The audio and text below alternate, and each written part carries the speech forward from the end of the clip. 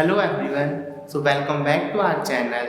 आप सभी का स्वागत है हमारे जिज्ञासा सीरीज के एक न्यू एपिसोड में। मेरा नाम है रूपेश राय और मैं बीएससी फाइनल ईयर का छात्र हूँ। मेरा नाम है लालमन चौधरी और मैं बीएससी फाइनल ईयर का छात्र हूँ। Khushi Rajput, student of BSc second year. आज हमारे साथ मौजूद है हमारी कॉलेज की principal doctor P R. Chandra ma'am. Ma'am आपका बहुत बहुत स्वागत है। धन्यवाद। मैम आज के जो क्वेश्चंस होने वाले हैं वो स्टडी से थोड़ी हटकर होने वाले नहीं, बिल्कुल बिल्कुल जिंदगी के प्रश्न होने चाहिए, स्टडी हमेशा ही नहीं, वो तो साथ में चलती है। Yes ma'am. तो मैम फर्स्ट क्वेश्चन है कि हमारी अभी जो एरा चल रही है उसमें ये बहुत ज़्यादा प्रॉब्लम है कि जो जनरेशन गैप है वो बढ़ते जा रहा है और बढ़ने के साथ साथ उसमें मतलब कम नहीं हो रहा है वो, क्योंकि जो स्टूडेंट्स हैं कहीं ना कहीं वो सोचते हैं कि जो उनके पेरेंट्स हैं वो उनसे कनेक्ट कर सकें, और जो पेरेंट्स हैं वो भी सोचते हैं कि बच्चे थोड़ी संस्कारी बने, तो इससे जनरेशन गैप बढ़ता जा रहा है। तो मैम उसको कैसे कम कर सकते हैं? देखिए रुपेश, ये हुआ क्यों, पहले तो अगर इसको समझ लें, क्योंकि कोई किसी भी मर्ज की यदि दवा करनी हो ना तो कारण जानना जरूरी होता कि ऐसा क्यों। कुछ ये हुआ है कि आज की जनरेशन कुछ पाश्चात्य के अंधानुकरण के कारण अपने तौर तरीके, सभ्यता, शिष्टता कुछ छोड़कर इस तरह बढ़ रही है कि उसे लग रहा है this is all called advancement. और पुराने लोग भी कुछ इस तरह रिजिड हो गए हैं कि चहुओर बदलते परिवेश के साथ वो सामंजस्य नहीं बिठा पा रहे हैं। और एक बहुत बड़ा रीज़न है हमारे हिसाब से कि ये जो मीडिया है, चाहे वो आपके हाथ में मोबाइल हो और चाहे वो मम्मी पापा के सामने टीवी का बॉक्स स्क्रीन, ये बहुत बड़ा रीज़न हो रहा है कि मीडिया हमें जिस तरह दिखाने की कोशिश कर रहा है हम बहुत हद तक उस तरह जा रहे हैं। और कनेक्टिविटी का कम होना, जिस परिवार में जॉइंट फैमिलीज रहती हैं वहाँ चाचा दादा, मतलब चाची ताई सब रहते हैं, उस परिवार में ये समस्या बहुत ज़्यादा है नहीं, क्योंकि कोई ना कोई किसी ना किसी से कहीं ना कहीं वार्तालाप करता रहता है और समस्याओं का समाधान हो जाता है। ये समस्या है एटॉमिक फैमिली में, जिसको कि हम कह सकते हैं कि ये पाश्चात्य का अंधानुकरण, कुछ मजबूरी। अब आप पूछोगे मजबूरी कैसे? जॉब पॉइंट ऑफ व्यू से लोग घर छोड़ करके दूसरी जगह स्थापित होते हैं, वहाँ वो रह रहे हैं, उनकी पत्नी रह रही है, उनके 2 बच्चे रह रहे हैं, वो मजबूरी है कमाने के लिए। तो ये इस तरीके के जो विस्थापन हुए हैं, इन सब के चलते ये एटॉमिक फैमिलीज जो हैं इनमें ये समस्या ज़्यादा है कि मेरा तौर तरीका तुम्हारा तौर तरीका कुछ नहीं माना जा रहा है, सब बदल रहा है। ये ना कुछ वैसी ही बात है कि पेरेंट्स को भी 2 कदम आगे आना होगा, समझना होगा कि कहाँ विद्यार्थी या बच्चा जो उनका है वो किस परिवेश में जा रहा है, वहाँ की मांग कैसी है, उसे क्या कुछ बताया जाए जिसमें कि उन्हें ना लगे कि वो बदल रहा है। तो उन्हें पहले देखना होगा कैसे आए। तो मैं तो इसको ये कह सकती हूँ, और विद्यार्थी को ये समझना होगा कि हमारे प्राचीन तौर तरीके विज्ञान सम्मत थे, हमें कहीं ना कहीं उनका त्याग नहीं करना है, उन्हें साथ लेकर चलना है। तो ना ये बात तो वैसी हो गई कि तुम भी चलो हम भी चले, चलती रहे जिंदगी, न तुम चले ना हम चले तो कैसी चलेगी जिंदगी। तो दोनों ही पक्षों को आगे बढ़ना होगा, अवश्य ही बढ़ना होगा। तो ये जनरेशन गैप कम होगा और हमें भी थोड़ा पीछे मुड़ करके अपनी संस्कृति के बारे में ना अच्छी पुस्तकें पढ़ना, कहीं से अब आप तो आज का तो इंटरनेट का ज़माना है, जानना समझना, तो हमारे ना क्वेरी बढ़ेगी। हर तौर तरीके को जानने समझने की इच्छा रखना, हम लोग ओमिट करते जा रहे हैं। पहले संतान साथी आ गई है, आंवला नवमी आ गई है, हर चीज़ के पीछे एक रीज़न हुआ करता था। अब धीरे धीरे हम लोग सोचा कि these are all the awkward thing, उनको छोड़ दो, एडवांस हो जाओ। ये भुगतना पड़ रहा है, ऐसा नहीं होना चाहिए। तो जितना ज़्यादा बोलेंगे, बताएंगे, कम्युनिकेशन गैप कम रखेंगे, उतना ही जनरेशन गैप भी कम हो जाए। मैम जैसे समानता की बात करें तो आज के समय में लड़का और लड़की दोनों समान हो गए हैं।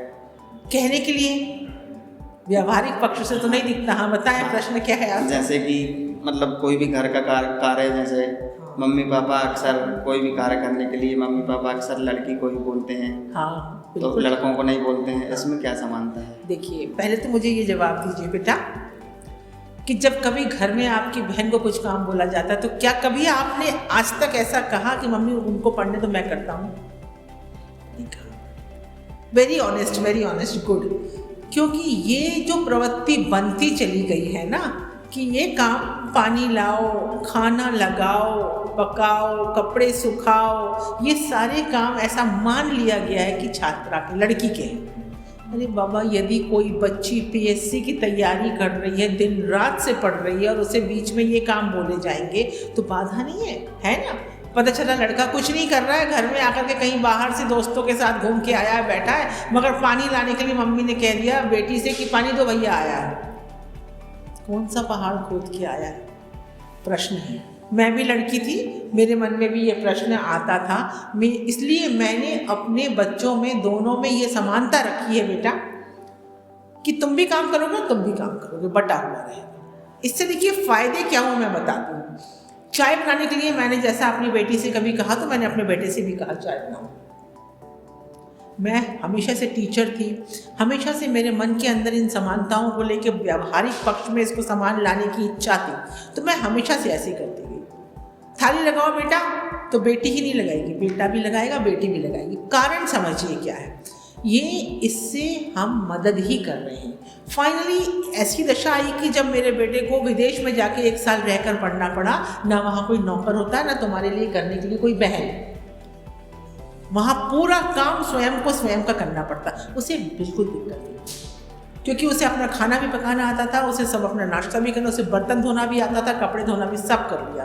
तो उसने उस दिन मेरे से बाद में लौट के थैंक्स कहा कि अच्छा हुआ आपने सब सिखा दिया। और बहुत खुशी है मुझे कि अब जब मैं देखती हूँ बेटा बहू दोनों नौकरी करते हैं और दोनों काम करते हैं, कोई काम में बाइफर्केशन नहीं है कि ये मैं करूँगा ये तुम करो। तो बेटा समानता, चूँकि आज वो समय आ गया है जब लड़कियों को घर से बाहर निकलना पड़ रहा है, हम निकले घर से बाहर। पहले हमारी माता लोग के ज़माने में केवल पिताजी काम करने जाते थे, मम्मियाँ केवल घर का काम करती थी, तो अच्छा था ना, वहाँ भी बटा था बराबरी से कि तुम बाहर करके आओ, हम घर का करते, क्योंकि वो कोई काम नहीं होता घर का। लेकिन अब तुम भी बाहर काम करोगे, हम भी बाहर काम करेंगे, तो घर में भी दोनों करेंगे। व्यवस्था तो ऐसी होनी चाहिए, तभी समानता होती है। और जो ऐसे चलते हैं उनके बीच में ना ही कोई किसी प्रकार की दुविधा आती है और ना ही कोई संकट आता, ना कोई बीमार पड़ता है, ना किसी को अफसोस होता, ना किसी को बुरा लगता। तो समानता तो वास्तविक रूप से वो होनी चाहिए जो पेरेंट्स को बचपन से ही अपने बच्चों में बराबरी से डालना चाहिए। क्योंकि आज बेटियां बहुत पढ़ रही हैं, बहुत अच्छा कर रही हैं, बहुत आगे बढ़ रही हैं, मौका तो देना होगा ना उन्हें भी, तो काम भी बराबरी से बढ़ने चाहिए। मेरे हिसाब से एकदम बराबरी से काम होने चाहिए, चाहे वो घरेलू काम हो और चाहे वो बाहर के काम। अच्छा देखिए, ये भी समस्या थी हम लोगों के समय में। हम लोगों ने देखा कि मम्मी लोगों से बाहर का कोई काम नहीं आता था। यदि बोलोगे कि जाके लाइसेंस बनवा लो, तो ये तो बहुत बड़ी बात होगी।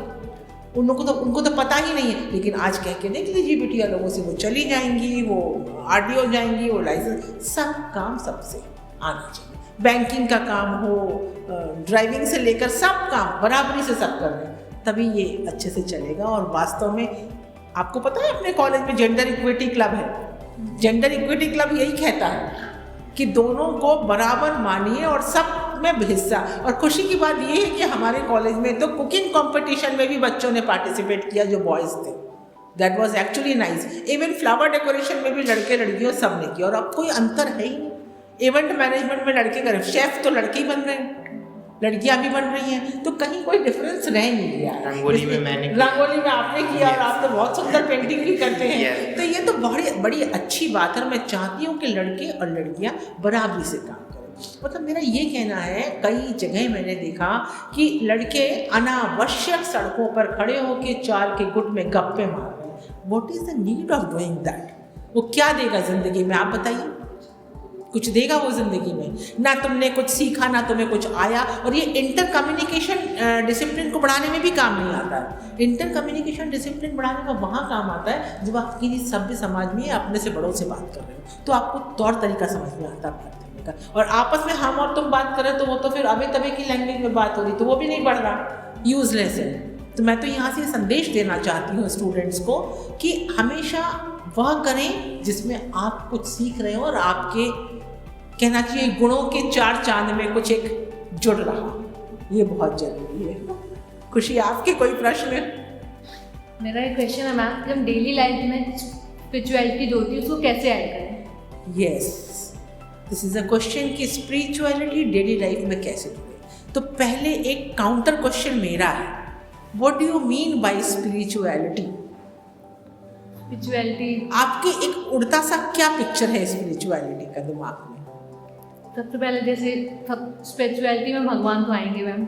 हाँ, मतलब उसका पिक्चर कैसा है आपका? भगवान आएंगे वो तो हर जगह है ही, हाँ। पर आपके दिमाग में कैसा पिक्चर है उसका कि कब स्पिरिचुअल कहलाएंगे हम? मैम हमेशा हर वक्त हम स्पिरिचुअल है, मतलब कभी भी हो ऐसा नहीं होता। मैं तो वैसा बिल्कुल नहीं हूँ कि जब काम हो तभी भगवान के पास जाना है, या हमें तभी बोलना है ये हमें ये चाहिए, या कुछ संकट आए तभी हम भगवान के पास जाते हैं। तो अब प्रश्न ये उठ गया, इसके लिए अलग से समय तो नहीं चाहिए? नहीं, बिल्कुल नहीं। अलग से समय तो नहीं चाहिए। टू बिकम स्पिरिचुअल वो कहलाता है जो मानवीय हदों को पार नहीं करता है। एक इंसान होने के नाते जो जो गुण आप में होने चाहिए, एक सात्विक प्रेम, किसी एक के लिए नहीं, आम तौर पे सबके लिए आपकी नज़र में हो, एक आदर्श सम्मान की भावना किसी एक के लिए नहीं, आम तौर पे सबके लिए हो, एक कर्तव्य बोध कि आपके समक्ष जो कार्य जब आया है आपने उसे पूरी निष्ठा से, बिना चिढ़े, बिना नाराज हुए, बिना बड़बड़ाए चिड़चिड़ाए उसको खूब संपन्नता से करने की पूरी चेष्टा की है, पूरी कोशिश लगाई है, तो समझिए ये पूजा से बढ़कर किया। क्योंकि पूजा एक प्रतीक है कि थोड़ी देर के लिए शांत बैठो, अच्छे विचारों के साथ बैठो, और इसलिए हम लोग को सिखाया गया है कि मंत्र जाप करो, पुष्प अर्पित करो, अक्षत अर्पित करो, यानी प्योर फीलिंग लेकर आओ। तो यदि आप अपने रोज़मर्रे की आदत में चलते फिरते उठते बैठते सदा ही अपने मन में किसी प्रकार का क्लेश, किसी के लिए ईर्ष्या या द्वेष नहीं रखते हैं, किसी के साथ इस बिना मांगी हुई अननेसेसरीली प्रतियोगिता कि मैं तो इससे जीत के ही दिखाऊंगा, तुम भी जीत लो, उसे भी जीतने दो, ऐसे कोई भावनाएं जो छोटी ओछी अनावश्यक लालच, ये सब अगर आप नहीं रख रहे तो आप अपने कार्य को बड़े ही सात्विक ढंग से करोगे। और रोज़मर्रा सुबह उठने से लेकर रात्रि शयन तक हम जानते हैं ये पूरा जगत सृष्टि ईश्वरीय सत्ता से सर्वव्याप्त है, हर कण में हर जगह ईश्वर। तो यदि उसमें अगर हमने थोड़ा सा कोई रूटीन भी बना लिया है कि हर दिन शाम को हम ये मंदिर पे घर के पास है जाएंगे, दर्शन करेंगे और वो जो पाठ हमें याद है उनको कर लेंगे, तो ये तो बहुत अच्छी बात है। पर यदि आपको उसके लिए समय नहीं मिल रहा है तो जीवन शैली को जितना उत्तम और उचित बनाएंगे उतना ही आप सात्विक होते जाएंगे। और मैं हमेशा कहती हूँ कि विचार ही वो चीज़ है जो सब कुछ है। विचार यदि आरंभ से आपके उत्तम आए हैं तो आपकी शब्द हो, आदतें हो, चरित्र हो, संस्कार हो, सब सुधर जाए। और यदि आपके मस्तिष्क में विचार गलत आ गए हैं तो फिर उसे सुधार पाना, आपने कभी देखा है? आप लोगों ने, हमने जैसे भी बताया, लड़कों को भी काम करना चाहिए। पता नहीं कभी रोटी बनाई है कि नहीं आप लोगों ने, है ना? बनाई है। जैसे अपन लोई तोड़ते हैं और उसको ऐसे गोल करते हैं, जिस लोई को हमने ढंग से गोल किया हो उसकी रोटी भी अच्छी गोल मिलती है। जिसको जल्दीबाजी में से तिरछा रख दिया हो उसकी रोटी को गोल करने में बहुत कठिनाई होती है ना? किनारा भी अच्छे से हाँ, नहीं होता है, बहुत मुश्किल है। तो यानी आरंभ सुधरना चाहिए। तो मेरा कहने का तात्पर्य है कि विचार सात्विक और शुद्ध यदि आ गए तो आप पूरी तरह से स्पिरिचुअल कहला गए, अलग से समय निकालने की ज़रूरत नहीं। मगर अगर विचार ही शुरू में बिगड़ा हुआ आ गया तो फिर आप कितनी भी जल चढ़ा लीजिए, कितने भी पुष्प चढ़ा लीजिए, कितने भी हाथ जोड़ लीजिए, आप स्पिरिचुअल नहीं कहलाएंगे। तो स्पिरिचुअलिटी मीन्स एक उत्तम आचरण, व्यवहार और सारे ही इंसानी गुणधर्म, यदि वो किसी विद्यार्थी में है, किसी व्यक्ति में है, किसी भी यानी मानवीय जो भी एक श्रेणी है उसमें है, तो वो हम उन्हें स्पिरिचुअल होने की श्रेणी में रख सकते हैं। अन्यथा आपने ऐसे भी पुजारी देखे होंगे, किसी एक को क्रिटिसाइज नहीं कर रही हूँ, हरे राम हरे राम हरे राम राम राम राम कर रहे हैं और यहाँ पे दक्षिणा लेने में लड़ रहे हैं, झगड़ रहे हैं, ये दीजिए वो दीजिए, लालच कर रहे हैं, मांग कर रहे हैं, झूठ बोल रहे हैं, और पूजा सुबह कर ली, शाम को जाके शराब पी रहे हैं, गाली बक रहे हैं, मारपीट कर रहे हैं। ये स्पिरिचुअलिटी कदापि नहीं। बात समझ में आ गई? यानी आचरण व्यवहार उसमें दिखती है ये उत्तमता। और अब तो देखिए भारत युवाओं का देश है, तो हम सब चाह रहे हैं कि हर युवा उत्कृष्टता की ओर जाए, ताकि उसका योगदान इस समाज को परिष्कृत करने में हो सके। आप लोग देखते हैं जब कॉलेज आते हैं तो कुछ झुंड ऐसा होता है जो गेट के बाहर ही खड़ा है, कुछ झुंड ऐसा होता है जो यहाँ वहाँ अनावश्यक खड़ा है। मैं इस मंच से उनसे कहना चाहती हूँ, do something good, use this precious time which was given you by God. भगवान ने दिया था आज का दिन, पर हमने गंवा दिया। फिर देंगे भगवान कल, मगर ये आज वाला समय दोबारा वो नहीं दे सकते, ये तो हमने व्यर्थ ही कर दिया। तो स्पिरिचुअल रहें आप लोग सब हमेशा, अपनी आदतों के संवर्धन के साथ, ऐसी ही मेरी कामना। और मुझे लगता है आज के लिए इतना ही बस होना चाहिए। खुशी जी मैम। चलिए, धन्यवाद। और जिज्ञासा एपिसोड देखने वालों को भी हम लोग की ओर से नमस्कार।